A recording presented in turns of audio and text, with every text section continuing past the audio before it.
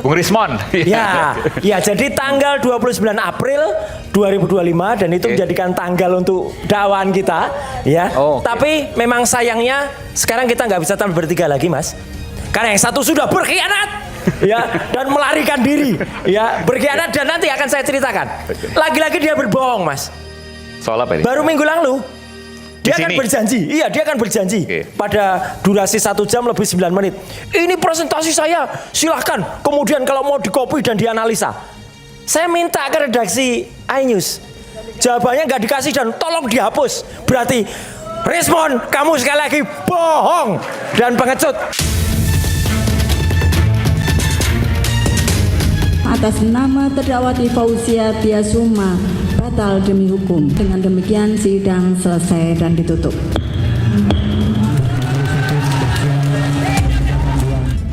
Bahwa keputusan dari Majelis Hakim pada hari ini untuk menerima eksepsi kami tidak menyurutkan langkah saya, tidak menyurutkan langkah kami untuk terus memperjuangkan kebenaran, terutama terkait dengan otentitas dari ijazah yang selama ini menjadi polemik. Terhadap putusan seperti ini, pihak jaksa biasanya nanti akan memperbaiki konstruksi pasalnya, ya, disesuaikan dengan amanah dalam putusan tersebut, dan kemudian nanti jaksa bisa mengajukan kembali dakwaan ke persidangan.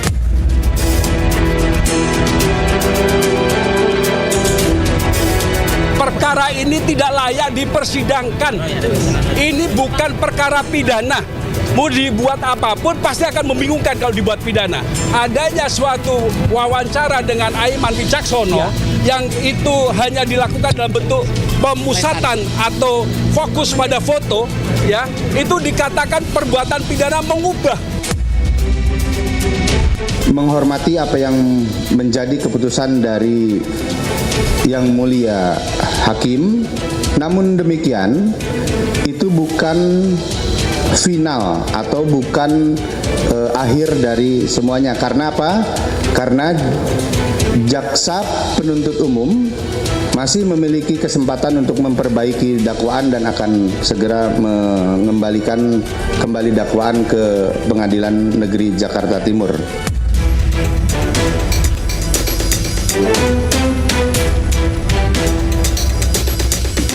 Jadi putusan dari Dr. Fauzia Tiasuma ini akan kemudian nanti harus berlaku juga untuk kemudian kasus saya. Meskipun saya tetap harus menjalani persidangan dulu, kemudian kita masukkan gugatan yang sama.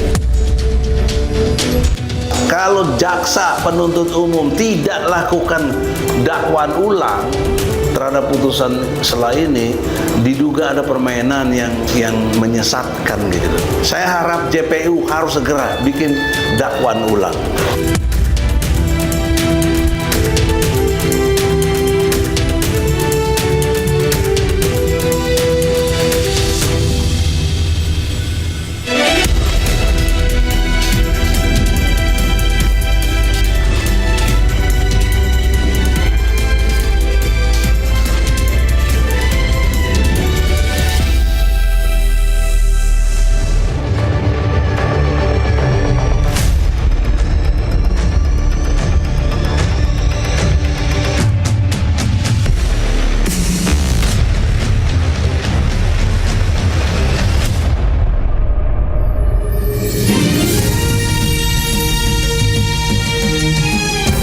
Disiarkan langsung dari studio MNC Conference Hall iNews Tower Jakarta.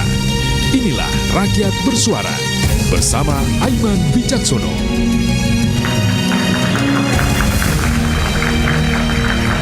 Di ruang sidang tidak semua pertarungan ditentukan banyaknya saksi atau tumpukan bukti. Kasus bisa gugur sebelum masuk inti perkara. Dan inilah yang terjadi dan cukup mencengangkan. Eksepsi Fauzia Tiasuma dikabulkan, sidang dihentikan, dakwaan runtuh sebelum dibuktikan. Apakah kasus ijazah Jokowi akan segera berakhir atau justru menjadi awal pembuktian keaslian yang selama ini diragukan? Saya Aiman Wicaksono, inilah Rakyat Bersuara.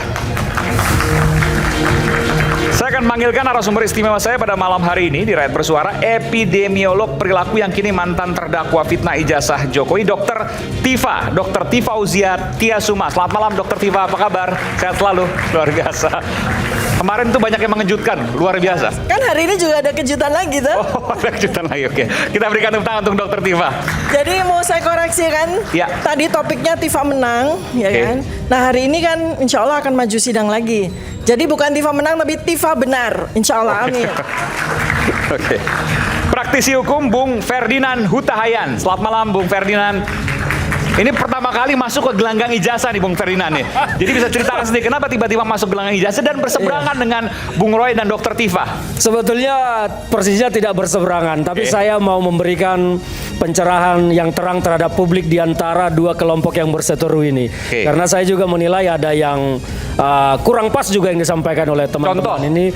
Contohnya soal Yang kurang pas disampaikan oleh Dr. Tifa dan Mas Roy ya. ya Contoh. dari materi eksepsi mereka sejak awal, Oke. ya, bahwa ada Apa yang paling gampang untuk error in objecto dan Karena- error in persona itu menurut saya tidak. tidak dan terlambat. Harusnya kalau mau masuk itu dulu pra peradilan waktu penetapan tersangka. Jadi seharusnya mereka berdua layak untuk disidang. Menurut saya layak karena kita Soal salah benar itu belakangan. soal salah benar nanti benar. Nanti kita lihat seperti apa faktanya. Tetapi saya melihat bahwa perkara ini memang sudah harus masuk pada pokok perkara Ya. karena kita ingin tahu kebenaran sesungguhnya. Tapi perkara kan bukan pembuktian, perkara adalah dugaan fitnah.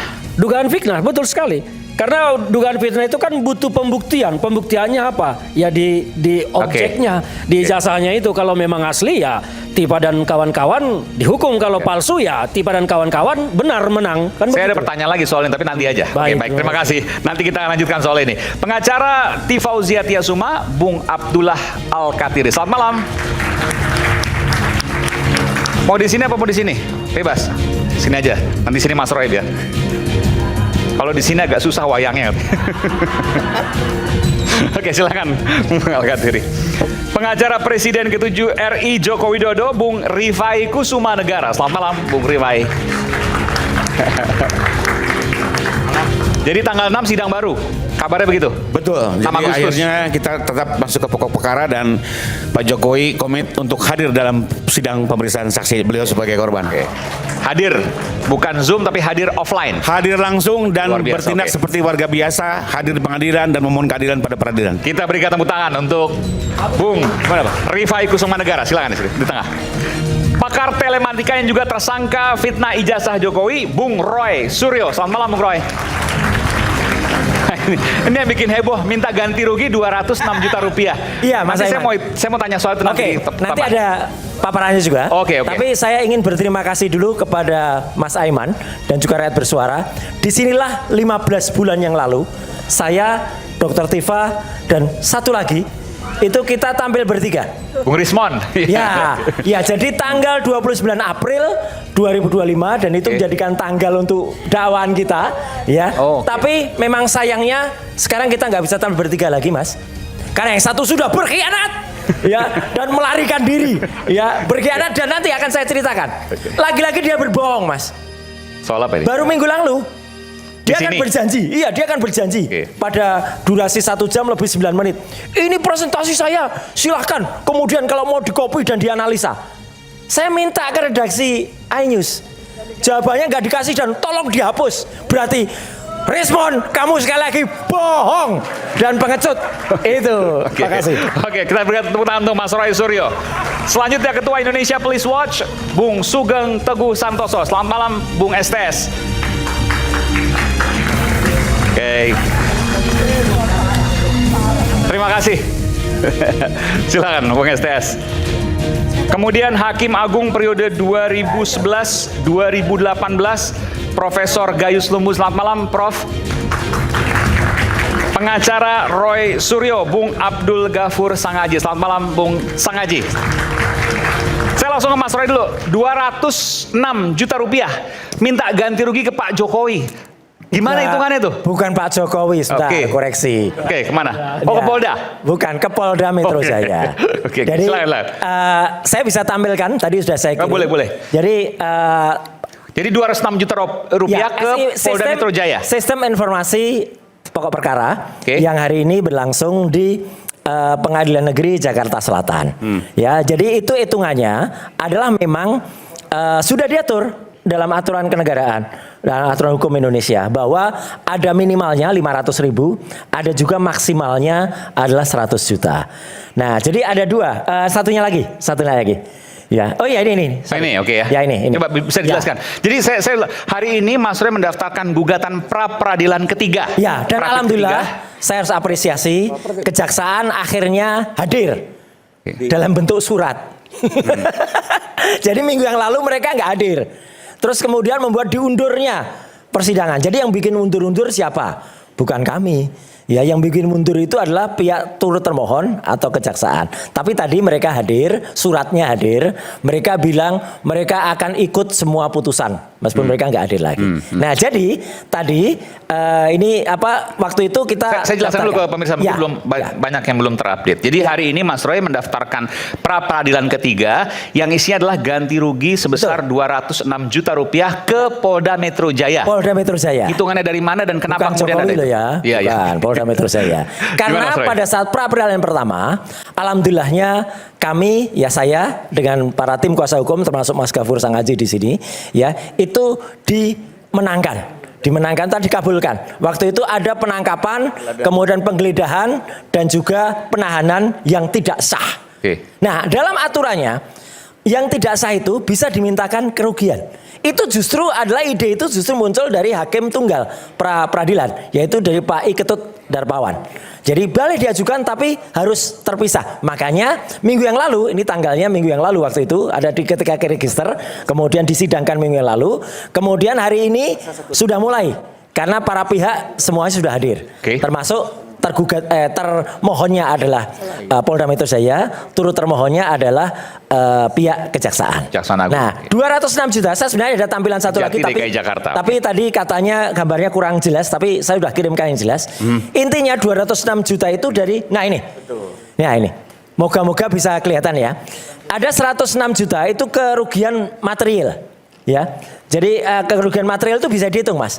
Jadi misalnya saya dalam 4 hari waktu itu diamankan ya, di rumah sakit kan waktu itu adalah saya tidak bisa hadir di dalam satu acara undangan.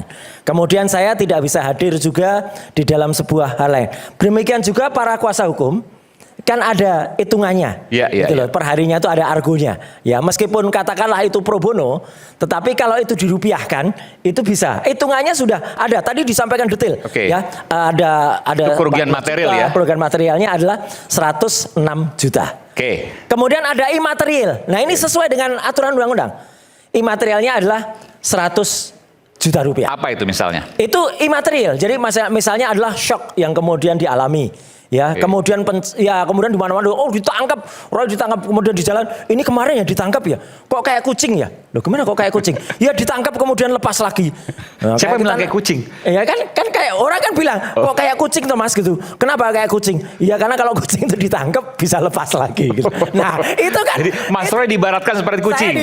Untung kucing, bukan satunya ya gitu. Kalau satunya kan parah lagi. Untung. Nah, itu kemudian kita hitung. Nah, hitung 200. Tapi yang paling penting Mas Aiman, ini yang paling penting dan ini saya tegaskan sekali lagi di Rakyat Bersuara. Kalaupun ya dikabulkan 206 juta, kalaupun tidak ada 1 rupiah pun yang masuk kantong saya atau masuk kantong para lawyer, karena ini sudah kita ikrarkan, kita akan berikan untuk yayasan sosial yang nanti akan kita data. Jadi tidak ada yang kami terima pribadi. Yayasan sosial apa? Ya, yayasan sosial yang mungkin dari yayasan teman-teman yang mungkin keagamaan. Itu ada. Itu. Karena apa Mas Aiman? Kami nggak perlu lagi terima itu. Karena cukup uang itu saya pakai saja. Nah, ini bukanya di muka. Uang itu saya pakai saja, ya, nggak usah kemudian diterimakan kepada saya, ya. Jadi biarkan teman-teman yang lebih berhak, yang lebih memerlukan. Jadi kalau nanti misalnya dikabulkan oleh hakim, uangnya seluruhnya akan diserahkan ke yayasan sosial. Yayasan sosial. Tidak ada yang saya terima maupun kuasa hukum yang terima. Kalau nanti mungkin butuh penjelasan, nanti mungkin Mas Gafur bisa nambahkan. Gitu, Mas. Itu intinya. Jadi ini baru sidang pertama, nanti kita akan simak mungkin Jumat pekan depan kalau hitung-hitungannya kurang Hitungannya lebih. Kamis, putusannya Kamis. Ya, oke. Karena besok Pekan itu depan ya. Pekan depan. Besok Oke. itu adalah jadwalnya adalah untuk jawaban dari pihak termohon. Oke. Kemudian ada replik sudah kita masukkan. Repliknya penting soalnya yang akan menyampaikan namanya replik Harun. Itu replik. Kemudian ada duplik dari sana. Iya. Ya. Kemudian Duplik nanti siapa? Duplik dari pihak termohon. Oke. Ya, kemudian setelah itu hari Jumatnya itu ada pembuktian dari pihak kami. Oke. Hitungannya itu real. Jadi nanti ada nota-notanya semua, bukan fiktif itu. Ada nota-notanya. Misalnya kami harus membayar apa itu ada. Nah, itu Jumat. Kemudian nanti Senin pembuktian dari pihak termohon, ya. Kemudian Selasa itu kesimpulan. Rabu istirahat. Kamis kesimpulan. Putusan. Itu Oke. putusannya. Oke, nanti kita simak sama-sama dan Terima kita akan kasih. Saya siaran tutup ke- lagi kaosnya karena biasanya buka kaos itu terakhir, ini saya tutup dulu lagi. Ya. Oke, kita berikan tepuk tangan untuk Mas Roy Suryo. Saya ingin ke Bung Ferdinand dulu. Bung Ferdinand, apa yang membuat Anda begitu yakin, dan ini tampilan Anda pertama loh nih di Rakyat Bersuara terkait dengan kasus ijazah, kalau yang lain bahwa Mas Roy dan Dr. Tifa itu layak disidangkan dan punya dugaan ya bersalah. Ya, terima kasih Mas Aiman. Sebelum saya bicara, saya menyampaikan saya di sini di deretan ini bukan sebagai pendukung Jokowi. Dan kalau ditanya saya di kelompok mana? Kelompok yang percaya ijazah Jokowi ada atau di kelompok yang tidak percaya ijazah Jokowi ada? Saya berada di kelompok yang meragukan adanya ijazah itu. Terima kasih Mas Aiman. Jadi saya mau bicara begini. Sejak awal saya mengikuti terus perkembangan termasuk eksepsi yang dimasukkan oleh rekan-rekan advokat Dr. Tifa bahwa ada beberapa yang saya cermati soal eksepsi terutama di poin error in persona dan error in objecto. Saya melihat bahwa eksepsi itu adalah poin yang terlambat. Kalau memang itu poinnya, semestinya dulu mengajukan pra-peradilan ketika ditetapkan sebagai tersangka. November Tetapi 2025 berarti. bukan di saat mengajukan perlawanan terhadap dakwaan. Karena dengan memasukkan itu dalam eksepsi, saya melihat justru teman-teman ini kok ragu dengan keyakinannya. Karena saya perhatikan selama ini teman-teman ini kan sangat yakin dengan penelitiannya bahwa ijazah itu kalau Mas Roy bilang kan selalu 99% palsu. Ya kan? Nah, artinya mereka sangat yakin, tapi kenapa kemudian mencari celah keluar dari pembuktian keyakinan mereka dengan mencari exit window dari dakwaan dengan menyatakan error dalam objek dan error dalam orangnya. Kalau bicara error in objecto dan error in persona, pertanyaan saya, kalau memang objek dan person yang mereka teliti adalah dalam tampilan berbentuk ijazah yang diposting oleh Dian Sandi, harusnya mereka mencari konfirmasi kebenaran terhadap Dian Sandi, tetapi tidak mendatangi UGM.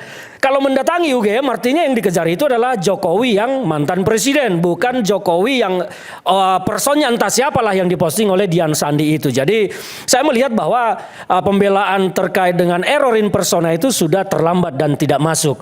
Nah, itu kemudian putusan eksepsi kemarin itu kan hanya berbicara tentang bahwa rejim hukum yang dilakukan disampaikan oleh jaksa itu kan tidak jelas. Jaksa terlihat ragu menggunakan rejim hukum apakah KUHP lama ataukah KUHP baru. Mereka memasukkan pasal yang konstruksi hukumnya sama, pembuktiannya dalam dakwaan primer maupun dakwaan alternatif. Di sini pun saya bertanya-tanya Mas Iman, ini jaksa benar-benar ceroboh ataukah ini sebuah langkah strategis rekayasa untuk tidak menghadirkan Jokowi dalam persidangan? Maksudnya gimana? Karena kalau jaksa, ini kan sebetulnya kasus ini sudah disupervisi juga oleh Kajati, Kejaksaan Tinggi. Kenapa jaksa bisa seceroboh itu menggabungkan rejim KUHP baru dan KUHP lama dengan pasal yang konstruksi hukumnya sama? Jadi terlihat bahwa jaksa ini pun ragu mau mendakwa Dr. Tifa ini. Yang akhirnya kemudian diputus diterima eksepsinya oleh hakim. Eksepsinya diterima karena jadi maksudnya gini, ini hipotesis ya. Iya. Putus Anda. Ini sengaja dibuat kabur supaya putusan selanya mengabulkan atau malah itulah pertanyaan saya. memberhentikan sidang gitu. Itulah pertanyaan saya, benarkah jaksa seceroboh itu menyusun dakwaan? Karena menurut saya jaksa tidak seharusnya seceroboh itu. Tapi kan akhirnya bikin dakwaan baru. Ya, 6 Agustus sidang lagi. Ya, ini kan sesuai dengan aturan yang ada. Jaksa kan punya 2 hak. Dan apakah melakukan perlawanan ke pengadilan tinggi atau dan itu tidak melakukan menjamin perbaikan. akan ada putusan sela kedua yang hasilnya sama dengan putusan sela pertama. Kalau perkara sudah begini, tidak ada lagi putusan sela. Nanti masuk ke dalam pemeriksaan perkara, tetapi putusannya di akhir. Apakah nanti eksepsi itu kemudian atau dakwaan itu kemudian juga dieksepsi dan diterima lagi, putusannya di akhir nanti, tidak lagi nanti di tengah. Tapi kalau seandainya begini, ini menjadi penting. Kalau seandainya dakwaan itu tidak jauh berbeda dengan hasil putusan sela yang pertama, prediksi Anda adalah? Kalau dakwaan ternyata setelah diperbaiki dan ternyata masih kabur, saya mau menyatakan jaksa merekayasa supaya Jokowi tidak hadir di persidangan. Dan sidang ini selesai, nggak akan bisa lanjut. Ya nggak jelas lagi nasibnya, nggak jelas lagi. Makanya di situ juga meskipun konsekuensinya Dr. Tifa dan Mas Roy ya bebas. Ya akhirnya perkara ini ya harus berakhir. Harus 0-0, 0-0. 0-0. Dan apa yang ditunggu-tunggu oleh publik tentang kebenaran fakta ijazah Jokowi apakah tidak akan pernah terbukti tidak akan pernah terbukti. Oke, saya sedikit berhipotesis, nanti saya akan ke Prof Gayus ya. Jadi misalnya dakwaan. Dakwaannya tidak jauh berbeda, diubah pasti. Tidak jauh berbeda dengan dakwaan sebelumnya. Maka sidang akan terus nanti. Jalan terus. Ada saksi-saksi yang dipanggil termasuk Pak Jokowi dong. Terus semuanya. Termasuk Pak Jokowi kan? Betul. Lah, Pak Jokowi bisa datang. Nanti kemudian dari pihak Mas Roy, Dr. Tifa dan seterusnya pasti akan mencecar Pak Jokowi terkait dengan ijazah tersebut. Kan terbuka. Gimana kekhawatirannya? Contoh begini, nanti dakwaan masuk nih, sudah di informasi yang kita dapat bahwa jaksa telah mendaftarkan perkara baru, dalam hal ini dakwaan baru. Teman-teman kan tentu nanti akan melakukan perlawanan lagi. Tetapi tidak ada lagi putusan sela. Ini akan masuk ke dalam pokok pemeriksaan. Tetapi kalau ternyata perlawanan teman-teman nanti diterima, itu putusannya di belakang. Jadi di belakang nanti kalaupun ada pemeriksaan, ya akhirnya kalau eksepsi diterima, maka semua dakwaan dinyatakan ya gugur demi hukum, maka para terdakwa ya bebas demi hukum. Ya, resikonya itu ujungnya. Tapi bahwa prosesnya pemeriksaan saksi termasuk Pak Jokowi itu kan pasti akan dicecar nanti. Ya, akan dicecar. Ijazahnya seperti apa, tetapi bagaimana dan tentang seterusnya. Kebenaran ijazah kita tidak akan benar-benar nggak akan pernah terbukti. Mereka nanti nggak akan pernah terbuka. Nggak akan pernah lagi terbuka. Ini akan menjadi barang yang gelap. Dan kalau statement teman-teman selama ini mengatakan Jokowi akan hadir, ya itu semua tidak akan berguna. Nggak akan berguna. Nggak akan berguna. Maka itu yang saya katakan, ini jaksa sebetulnya kenapa? Apakah sengaja atau tidak? Karena bagi saya janggal. Jaksa menyusun dakwaan seperti itu menggunakan pasal yang konstruksi hukumnya sama di dalam dakwaan primer dan dakwaan alternatif. Ini kan pasalnya sama, kecuali di dakwaan alternatifnya pasalnya berbeda, ya pasti jalan. Anda punya hipotesis dugaan jaksa nggak akan mungkin sepolos itu? Menurut saya tidak mungkin, karena ini kan disupervisi juga oleh Kejati. Kenapa seperti itu? Dan mereka pasti paham tentang surat edaran Jampidum. SE Jampidum itu kan ada tentang penyusunan dakwaan pada masa transisi peralihan dari KUHP lama ke KUHP baru. Kalau mereka mengacu ke situ, tentu tidak akan keliru membuat dakwaan yang kabur seperti itu, menggunakan 2 rejim hukum dengan pasal yang sama konstruksi hukumnya. Pasal 433 dengan pasal 310 itu kan konstruksi hukum pembuktiannya sama, identik 100%. Pasal 310 di KUHP lama kan menjadi pasal 433 di KUHP baru. Jadi ini kan dibuat dakwaan utama 433, alternatifnya 310. Nah ini hakim mau melihat yang mana? Kalau 433-nya tidak terbukti, otomatis 310 nggak terbukti. Jadi apa gunanya dakwaan alternatif? Alternatif itu dibuatkan karena kalau dakwaan primernya tidak terbukti, maka alternatifnya bisa terbukti. Nah dalam hal ini kalau 433 tidak terbukti, otomatis 310-nya juga tidak terbukti. Jadi apa gunanya dimasukkan dalam dakwaan alternatif? Kan seperti itu. Ijazah tidak terbukti, Dr. Tifa dan Mas Roy dinyatakan bebas. Ya nanti. bebas merdeka, tetapi kebenaran tentang ijazah kita tidak akan tahu. Dan akhirnya sampai selamanya kita akan mendengar cerita ini menjadi hiburan rakyat. Dan rakyat bersuara akan tetap menjadi hiburan bagi masyarakat. Oke. Ini menarik, nanti saya akan ke Prof Gayus, sesaat lagi kita akan dalami nanti. Kami akan segera kembali. Menarik.